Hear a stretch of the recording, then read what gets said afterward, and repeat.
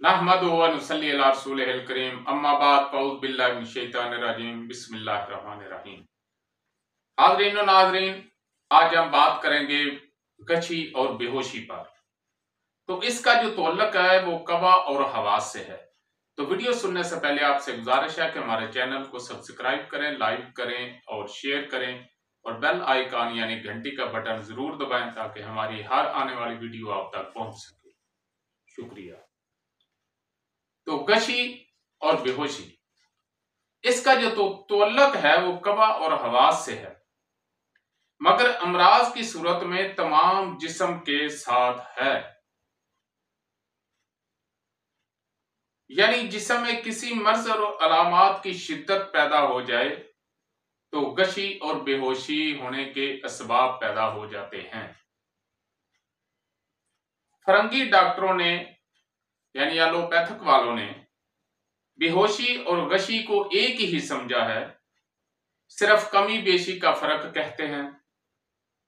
खफीफ को अगर मर्ज खफीफ हो तो गशी और ज्यादा हो तो बेहोशी, लेकिन ये गलत है, ये दुरुस्त नहीं है, कानून तिब के खिलाफ बात है। गशी दरअसल ज़ोफ़े उज़लात और बेहोशी ज़ोफ़े शदीद असाब है। यानी तहलील की वजह से अगर कल्बो उज़लात में ज़ोफ़ है तो गशी है, अगर असाब में दमागो असाब में तहलील हो गई है तो वो बेहोशी है। तो बेहोशी जो होती है इसका तअल्लुक़ दिमाग से कुछ जुड़ा होता है, ये उज़लाती असाबी तहरीक में होती है, और गशी जो होती है ये गुद्दी उज़लाती तहरीक में होती है। इसका तअल्लुक़ दिमाग से बिल्कुल कट गया होता है। तो जब बेहोशी होती है तो उसमें चूंकि उसका जो तअल्लुक़ है वो कल्बो-उज़लात के साथ है, कल्बो-उज़लात की तहरीक है और दिमाग से तअल्लुक़ जो है जुड़ा हुआ है, तो उसको पता चल जाता है कि मुझे कुछ होने वाला है। लेकिन जो गशी होती है उसमें पता नहीं चलता और वो अचानक आदमी जो हो वो गिर पड़ता है। उसे कहते हैं कि इस पे गशी तारी हो गई है, क्योंकि वो गुद्दी उज़लाती तहरीक होती है, असाब से तअल्लुक़ बिल्कुल कट गया होता है।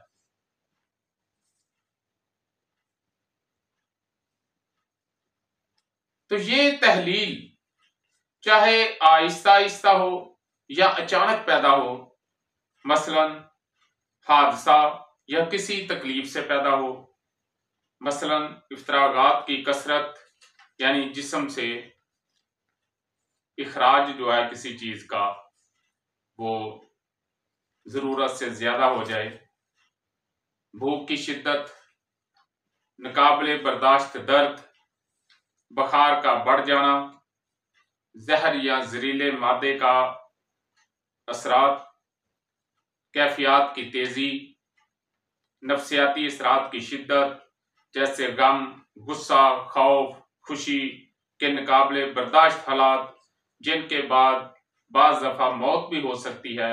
इसी तरह जहरीले जानवरों का डसना और वहशी जानवरों को हमला करना गशी और बेहोशी का सबब पैदा होता है। तो ये तो थी एक इल्मी बातें, किताबी बातें। तो फिर हमारा जो असल मिशन होता है कि बात को मुख्तसर किया जाए और बावज़नी किया जाए, कानून तिब के मुताबिक किया जाए। तो ये बात जहन में रखें कि जब बेहोशी होगी तो वो उज़लाती असाबी तहरीक में होगी, असाब जो हैं वो कमज़ोर हो गए होंगे, तहलील में चले गए होंगे, और उसका चूंकि असाब से कुछ ना कुछ तअल्लुक़ होता है तो उसको बेहोश होने से पहले पता चल जाता है। तो इसका 4 नंबर तहरीक से इलाज जो है वो हो जाएगा, क्योंकि 2 नंबर तहरीक ارتقائی صورت میں آگے بھی جا سکتی ہے، تو اگر ارتقائی صورت میں آگے چلی گئی تو پھر 4 اور 5 جو ہے وہ علاج ہوگا۔ بہرحال 4 نمبر سے بھی یعنی کہ اجوین اور پودینے کا جو کعوہ ہے یا اس کو سنگھانے سے اس کا جو ہے وہ ہوش میں آ جائے گا۔ اور دوسرا جو بے ہوشی ہے، گشی جو ہے وہ چونکہ گدی عضلاتی تحریک میں ہوتی ہے تو اس کا علاج 5 اور 6 بنے گا۔ تو اس کے لیے جو شدید 5 ہے یا پھر کوئی چیز نہیں ملتی تو صرف سنڈ جو ہے وہ کافی ہے، سنڈ کو پاؤڈر کر لیں اور اس کی ناک میں تھوڑا سا رکھیں۔ یہ ویسے دونوں میں کام کرے گا، گشی میں بھی کام کرے گا اور بے ہوشی میں بھی کام کرے گا، تو اس کو فوراً ہوش آ جائے گا۔ وما علینا الا البلاغ۔